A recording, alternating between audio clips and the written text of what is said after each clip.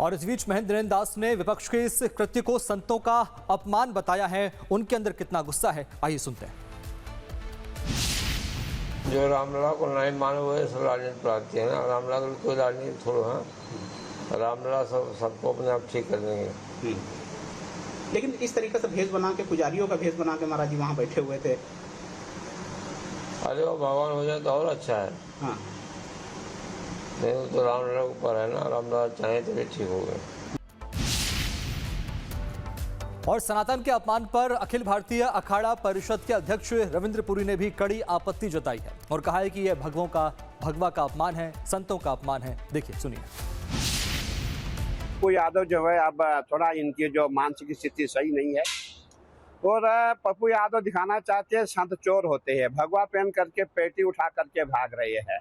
अरे पप्पू यादव जी, कभी आपने ये बात नहीं की मथुरा में क्या होगा, आप मथुरा की बात नहीं करते। जब मैंने कहा था मथुरा चलो, तब पप्पू यादव खामोश हो गए, तब हमारे अखिलेश यादव खामोश हो गए। अरे आप ये बोलो मथुरा चलो, मथुरा में जो मस्जिद उसको हटाना है वो आप बात नहीं करेंगे, आप संतों को बदनाम करने का प्रयास करेंगे और संत फिर आपको ऐसा जवाब देंगे कि आप भागते मिलेंगे। और संसद में पप्पू यादव के सियासी ड्रामे की तस्वीरें अब सोशल मीडिया पर वायरल हो रही हैं, जो देश के करोड़ों सनातनियों की आस्था के साथ साथ खिलवाड़ माना जा रहा है, जिसमें सबसे ज्यादा समाजवादी पार्टी के सांसदों ने बढ़ चढ़कर हिस्सा लिया है। 2027 में उत्तर प्रदेश में विधानसभा चुनाव होने हैं। ऐसे में अब समाजवादी पार्टी के सांसद डैमेज कंट्रोल में जुटते दिखाई दे रहे हैं। कैसे समाजवादी पार्टी अब इस ड्रामे से किनारा कर रही है, देखिए इस रिपोर्ट में।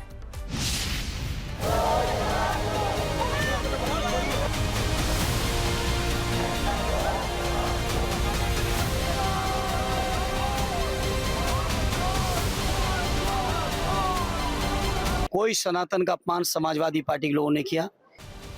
धर्मेंद्र यादव जी, अगर आपने अपमान नहीं किया तो आपके सांसदों की ये तस्वीरें कैमरे में कैद कैसे हो गई?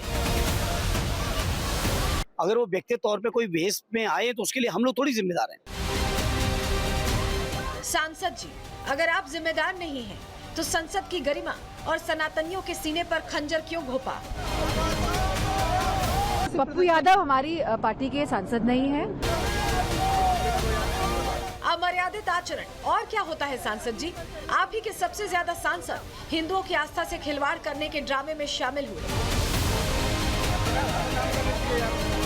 संसद में सियासी ड्रामे की ऐसी शर्मनाक तस्वीरें आईं, जिसने देश के करोड़ों सनातनियों की आस्था के साथ भद्दा मजाक किया।